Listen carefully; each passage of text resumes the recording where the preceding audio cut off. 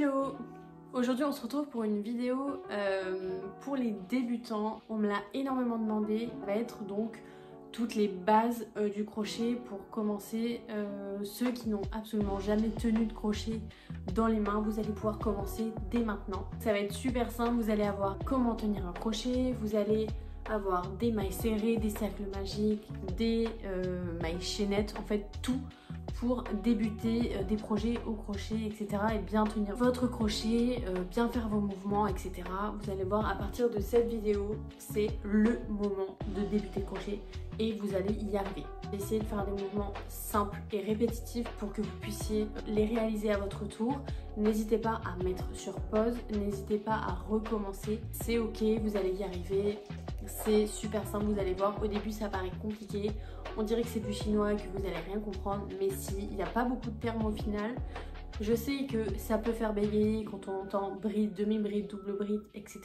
Mais au final, il n'y a que quelques termes à comprendre pour pouvoir avancer et faire des projets. Vous allez voir aussi le fameux cercle magique que tout le monde fuit comme la peste. Mais en tout cas, moi, c'est un de mes trucs préférés justement parce que j'ai appris dès le départ. Si vous avez 5 minutes devant vous tous les jours, n'hésitez pas à faire, refaire, etc. Le cercle magique, c'est une grosse base et quasiment, moi, tous mes projets commencent par un cercle magique. C'est très rare que ça commence par autre chose, donc faites-le et ça va vous faciliter de malade pour la suite. En tout cas, installez-vous confortablement, prenez votre crochet, prenez une bonne laine et c'est parti. Alors pour commencer déjà, il faut savoir tenir son crochet, c'est super important. Il y a plusieurs manières, moi j'ai la mienne, je vais vous montrer les deux que je connais. Mais en tout cas pour tenir son crochet, parce que je sais qu'il y en a qui ne savent pas le faire, vous allez prendre votre crochet. Donc moi je vous conseille toujours de commencer par un crochet numéro 5. C'est que mon avis, mais je trouve que c'est une parfaite taille pour démarrer. C'est ni trop gros ni trop petit. Et franchement c'est super pratique de l'avoir en main parce que vous voyez, regardez, je vais vous montrer, il y a d'autres crochets qui sont bien plus gros. Donc là on est sur un 9. Vous voyez la différence?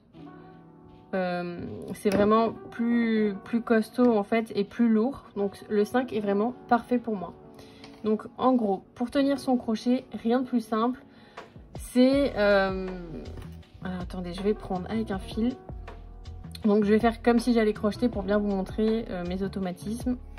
Mais en gros, moi je le tiens comme ça. Donc en gros, je le tiens comme une cuillère. Vous voyez, vous avez une cuillère pour manger votre danette par exemple. Donc voilà, vous restez comme ça. Hop. Et ensuite, en fait, vous allez venir crocheter. Tout simplement avec toutes les techniques que je vais vous apprendre après. Mais voilà, moi je le tiens vraiment comme si je tenais une fourchette, une cuillère, très très simple. Donc regardez un petit peu, tac. Vous voyez, en fait vous placez vos 3 doigts dessous, votre index dessus et votre pouce juste là. Essayez juste de le tenir comme ça. Au début ça paraît peut-être pas évident, mais après je vous jure que c'est un automatisme. Dès que je le prends, hop, et après ça part direct. Et après vous allez bien sûr avoir vos propres méthodes. Mais moi en tout cas j'ai celle-ci et je trouve que je vais plutôt vite comme ça. Donc après la deuxième technique que moi je n'aime pas du tout mais que je vais vous montrer quand même. Il y a énormément de personnes que je vois qui crochettent comme ça. Mais en gros qui le tiennent vraiment comme ça. Donc en gros comme une baguette magique, vous voyez. Donc c'est vraiment pour moi pas très pratique. Je peux vous montrer quand même parce que bon je sais faire le mouvement. Mais je trouve pas ça super pratique, même pour le poignet, etc. Mais faites comme vous voulez. Si vous vous sentez à l'aise sur ma méthode, faites ma méthode. Si vous vous sentez à l'aise sur celle-ci, restez sur celle-ci. Vraiment, je pense que chacun peut trouver son bonheur dans les différentes techniques. Mais en gros, celle-ci, donc vous allez être comme ça. Et vous allez venir planter votre crochet. Mais moi, en tout cas, je trouve que ça me fait mal au poignet, en fait, d'être tout le temps comme ça, vous voyez. Donc là, en gros, vous allez venir comme ça, hop. Et en fait, vous allez travailler du bout des doigts finalement et c'est votre poignet qui fait tout le taf, mais je trouve ça moins, comment dire, fluide. Après je ne maîtrise pas cette technique encore une fois, donc c'est pour ça que je vois la différence, mais je dis bien que beaucoup de personnes aiment travailler comme ça, vous voyez. Donc c'est vraiment comme ça, comme une baguette magique, et ma méthode à moi c'est comme une cuillère. Vous voyez la différence? Donc après, testez, prenez juste votre crochet en main, testez, faites comme ça, vraiment essayez de comprendre ce qui vous plaît, ce qui vous plaît pas, ce qui vous dérange, ce qui vous fait mal, mais en tout cas, vous allez forcément, ça va vraiment se faire naturellement de prendre son crochet en main au bout d'un moment. Moi vraiment, ça a été naturel dès le début, ça a été comme ça, j'ai pas spécialement regardé de tutoriel pour me montrer comment faire, ça a été vraiment naturel de cette méthode là, voilà. Petit point important, faites attention à vos poignets parce que c'est important de s'échauffer. Ça peut très vite arriver, une tendinite, etc. Parce que comme vous êtes tout le temps en tension avec vos poignets, ça peut vite être douloureux. Donc vraiment, échauffez-vous, étirez-vous, faites des exercices comme ça. Échauffez bien vos poignets, etc. Mais c'est très important si vous voulez éviter les douleurs, surtout au début. Moi maintenant j'ai l'habitude, mais quand j'ai commencé et que j'ai commencé à en faire beaucoup, j'ai eu une tendinite, donc j'avais vraiment, après j'ai dû avoir une attelle de nuit et de jour, donc c'est pas vraiment évident. Donc vraiment faites des étirements, des échauffements, et si vous faites beaucoup de crochets, faites des pauses toutes les heures, toutes les demi-heures, juste pour boire un coup et pour voilà, s'échauffer les doigts, etc. Alors pour faire un cercle magique, il faut prendre le fil dans la main. On l'entoure une fois, on l'attrape avec les deux autres doigts, on passe sous le premier fil, on prend le deuxième et on tourne. Je recommence, on prend le fil, on le passe sur ces doigts là, on le récupère avec les deux autres. On passe sous le premier, on prend le deuxième et on tourne. Donc là c'est la première étape. Ensuite on va prendre le fil juste ici avec le crochet. Donc on le prend par dessous et on va le ramener dans la boucle. Comme ça. Ensuite on arrive à ça. Moi ce que je fais c'est que je sors le fil qui est ici pour le laisser à l'extérieur. Je l'attrape comme ça, mon cercle. Et là, je vais pouvoir commencer à faire mes mailles serrées pour faire mon cercle magique. Donc c'est vraiment tout simple. Donc là, pour faire une maille serrée, on va passer dans le cercle, on va récupérer le fil et on va venir ici faire un jeté et ici. Donc en fait, on passe dans le cercle, on prend le fil par le côté droit, on va l'attraper, venir retourner le crochet comme ça, et un jeté en fait c'est passer sous le fil et pareil le prendre comme ça en l'attrapant et en passant dans les deux boucles que vous avez. Donc là c'est une maille serrée. On refait, on passe dans le cercle, on récupère le fil par la droite, on l'attrape avec le crochet et on tourne. Voilà. Et là pareil, donc on refait un jeté, donc on passe sous le fil, on vient l'attraper par ici hop, et on passe dans les deux mailles. Et voilà. Donc en général, dans un cercle magique, il y a 6 mailles serrées. Vous pouvez en avoir moins, vous pouvez en avoir plus. Mais en général, c'est 6. Donc là, je vais juste le terminer pour qu'on voit ce que ça donne terminé. 5, 6. Donc là, on en est là. Et à partir de là, on va attraper le fil qui est pas relié à la pelote, celui-ci. Et on va tirer. Si vous avez de la laine chenille, ça peut accrocher. Comme moi. Donc là du coup on va venir tirer le fil. Hop. Et ça doit glisser tout seul. Donc là ça ressemble à ça. Je sais pas si vous voyez bien. Et en gros vous allez pouvoir voir vos 6 mailles. Alors attendez. Je vais prendre une aiguille pour vous montrer. Mais en gros, vous avez vos 6 mailles que vous avez pu réaliser. Donc là, il y en a 1, 2, 3, 4, 5 et 6. Donc nous, vous n'avez pas besoin de l'aiguille, c'est juste pour vous montrer. Mais en gros, vous allez venir passer ici pour continuer votre projet. Donc en gros, vous pouvez faire cette technique si vous voulez au début. Moi, c'est ce que je faisais, ça a bien marché.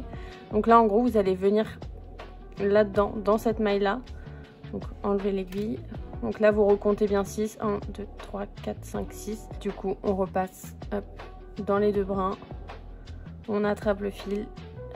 Et là, on va faire une maille coulée. Donc au lieu de faire le jeté et de passer dans les 2, on va prendre cette boucle ici, on va la passer dans l'autre. Voilà. Ça ferme en fait le cercle magique. Pour faire une augmentation, c'est très simple. On va venir dans une maille, donc en fait toujours les 2 brins. On prend les 2 brins. On va venir faire une maille serrée normale et une deuxième exactement dans le même trou en fait. Donc voilà, vous avez les 2 mailles dans la même maille serrée. Je recommence. Donc là par exemple vous avez une maille ici que je vais vous montrer avec l'aiguille. Donc vous prenez bien les 2 brins qu'on peut apercevoir sur le dessus. Je sais pas si vous voyez bien, mais en gros voilà, vous avez les 2 brins ici, 2 brins ici. Voilà, c'est super simple. C'est vraiment les 2 du dessus. Donc vous allez venir les prendre, enfin vous allez venir passer dessous avec votre crochet, les 2 brins. Vous prenez votre fil, vous faites une maille serrée, toute simple, et exactement dans le même trou, vous allez venir faire la même chose. Et en gros, ça va créer une augmentation. Donc une augmentation, c'est tout simplement 2 mailles serrées dans la même maille. Donc voilà, et comme ça, vous allez pouvoir venir agrandir vos projets. Maintenant, pour faire une diminution, c'est un tout petit peu plus complexe, mais ça reste quand même très simple. Et ça va vous permettre de fermer vos projets par exemple, ou de faire un rendu plus serré à un endroit. Donc en fait, au lieu de faire une maille serrée normalement, vous allez passer dans vos 2 brins, d'accord? Vous allez prendre votre fil et donc là on va se retrouver à cette étape.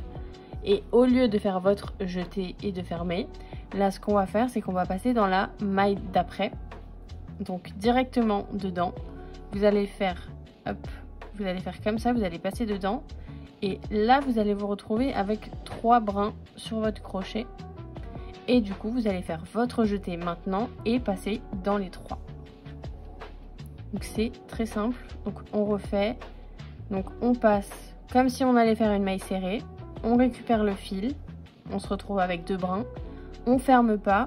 On va directement dans la maille d'après. Hop. Et on prend le fil. Donc là on se retrouve avec les 3 brins. On fait un jeté. Hop. Et on passe dans les 3. Et là vous avez votre diminution. Voilà. Ça fait un espèce de N sur votre fil. Vous allez voir, c'est facilement repérable.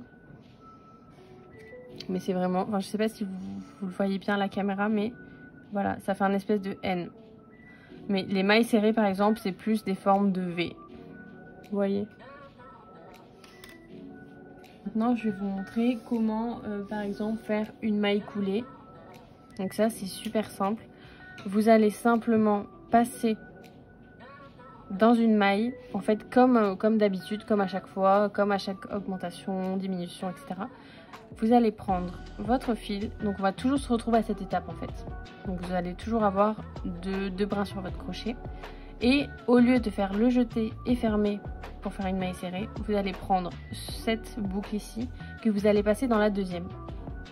Et là, vous avez une maille coulée en fait.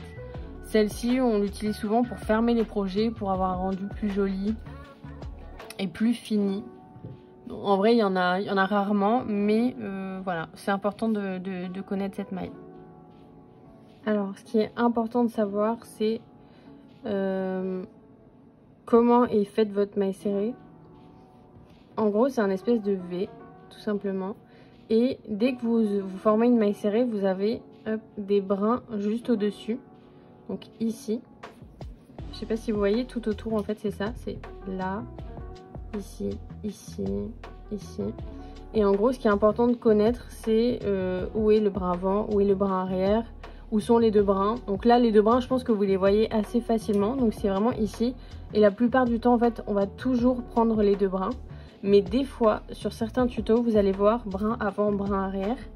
Et c'est pas compliqué, en gros le brin avant c'est celui qui est vers vous. Donc c'est celui-ci vous en prenez qu'un en fait. Et le brin arrière c'est tout simplement celui qui est hop, juste ici. Donc voilà, vraiment c'est super facile et comme ça en fait le brin, hop. Les brins c'est important de prendre les deux puisque sinon ça va vous faire un truc complètement disproportionné et bizarre. Donc prenez bien les deux sauf quand c'est mentionné brin avant ou brin arrière. Donc en gros là vous allez venir passer hop, comme ça et là vous allez pouvoir faire votre projet tranquillement en prenant bien les deux brins.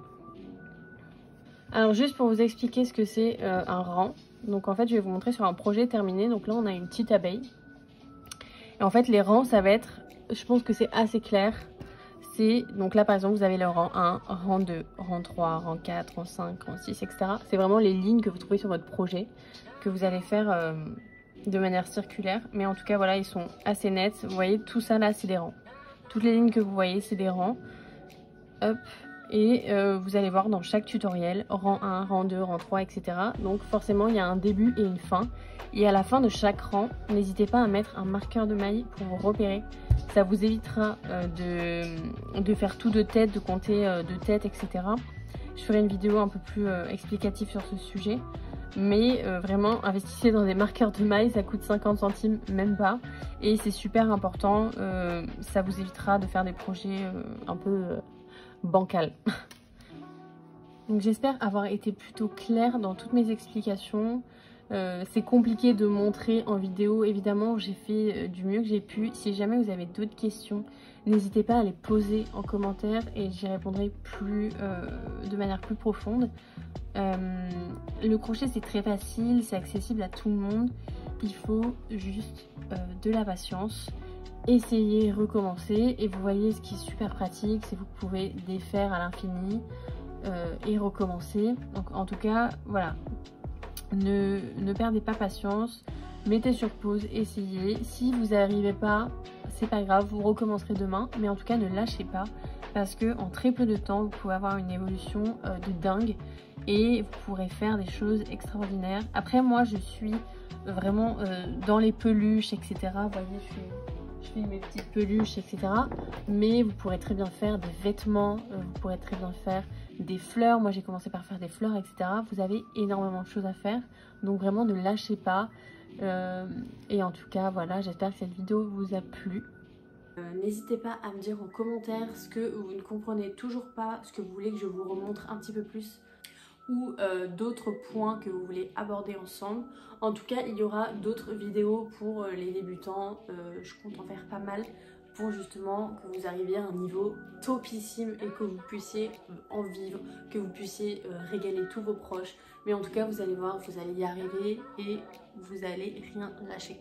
En tout cas sachez que le crochet c'est une question de patience. Je sais que énormément de gens n'ont pas de patience, je n'en avais pas du tout avant et au final maintenant je suis méga comme ça, enfin c'est à dire que je me laisse du temps pour apprendre. Il faut s'accorder ce temps et se dire ok je sais pas le faire mais on va y arriver, et en ayant cet état d'esprit vous allez y arriver et vous allez arriver à tout dans la vie, c'est obligé.